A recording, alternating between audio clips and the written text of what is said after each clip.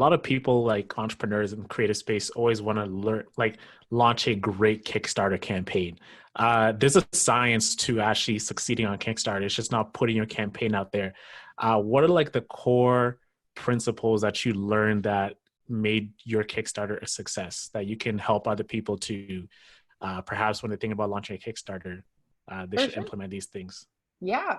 So first things first, I do strategy work. So if you want more help, like come to Hmm. me. We can work one-on-one depending on like what your actual thing is, your product is.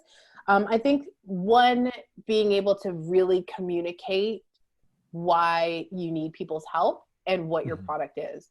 I actually, after I released my product, a friend of a friend had made these phone cases made out of some really fancy leather from Africa. And I'm just like, cool, but like, why would I buy this? And he was legit unable to say, like, it just looked like a basic phone case with like this different leather on the back. It wasn't even, sorry, it wasn't even There's no nice. story behind There's it. no story. It's like, Yeah. Yeah. is it supposed to be super smooth? Like, will it get me girls? Like, what are you telling these people? Who are you selling it to? And Yeah. then as a result, like his campaign did not go very well. And then he ended up having, I guess apparently his dad bailed him out and put a whole bunch of money into his Kickstarter campaign. So whatever. Damn. Yeah, so it's definitely Sorry, tricky, bro. but so making sure you're able to communicate who your USP and why you're different and why you need people's help. I think a lot of people, especially with GoFundMe and Kickstarter, people don't understand what a Kickstarter is. Hmm. And some people are just like, oh, so you want me to just give you $20? I'm like, no, I want you to buy something from me at a really reduced rate so that you can get something really juicy that's exclusive and you're supporting your friend. That makes sense. If there's a value exchange that works for me, GoFundMe's and stuff like that don't really work for me personally. Mhm. I think also, yeah, making sure you've got your community involved and like talking to people, asking for support, and just like reaching out to people. And then also just making sure you've got some organization about it. So Tim Ferriss, the guy that wrote the 4 Hour Work Week, amazing, amazing. I read I it. don't know if you've Big heard of, fan. yeah, have you heard of Soma? No, what's No, that? no, No, what's it's that? fine. Fun. It's fine. It's just like this really fancy water filter thing. It looks really cool. It's got like coconut shell filter, whatever. It doesn't. Anyway, Yeah. and Sidebar. yeah, Sidebar. right. But they launched this item on Kickstarter, and I think they exceeded their goals within like 12 hours or something like that. But they also had, they actually have templates for the email sequences that they sent out, PR things that they had sent out, talking to media lists and making sure you had like a list of influencers and a list of people that you could reach out to, and then everything is timed, and so just to make sure you can automate as many things as you can. And I would definitely recommend that, because like if you have people on your email list, you're reminding them, hey, this is what it is, this is when this is done, this is why we need your money, hey, hey, hey, hey. And then like you're on there like the last 12 hours, you're like, hey, this is something. Like, oh shit, yeah, I didn't hear about that until now. Like, let me get, like, just keep talking to people. But when you automate it, when you time it, when you organize it properly, it makes it really, really easy for people to just buy into your stuff.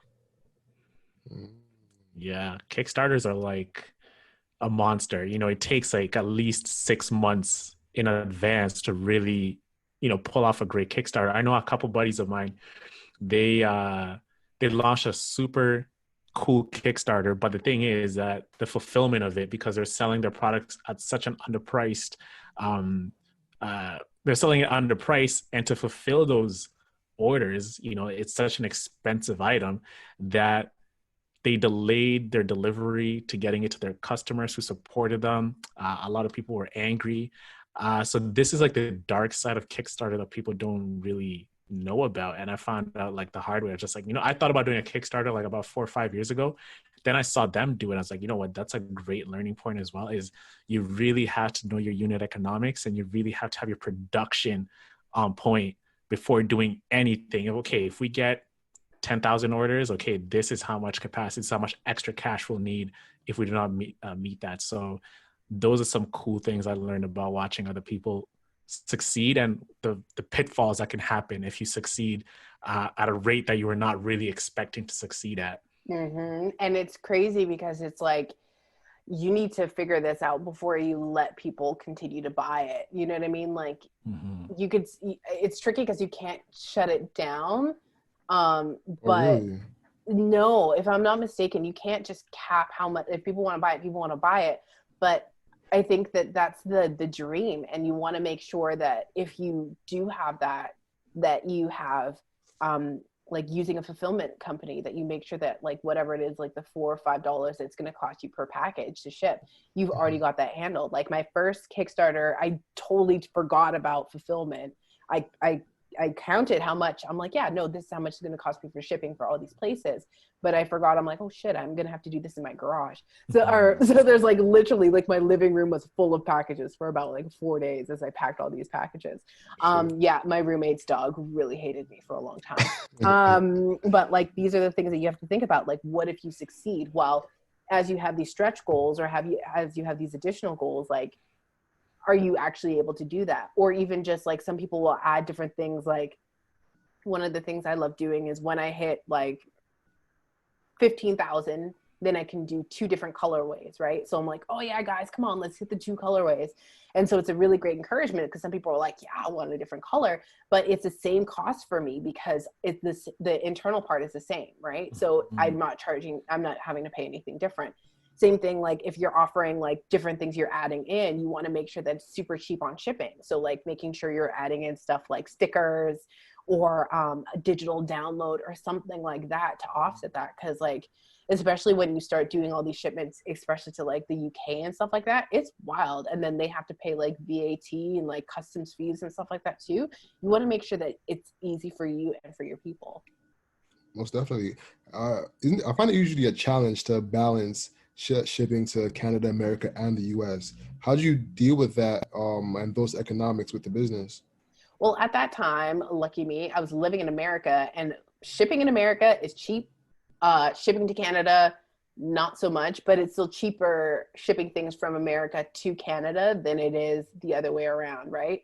So at that time, I had done like checked it out and said, like figured out like, okay, if somebody buys this unit, this is how much I have to charge for shipping, right? So at least that way, and I wasn't eating up that too much of that shipping cost.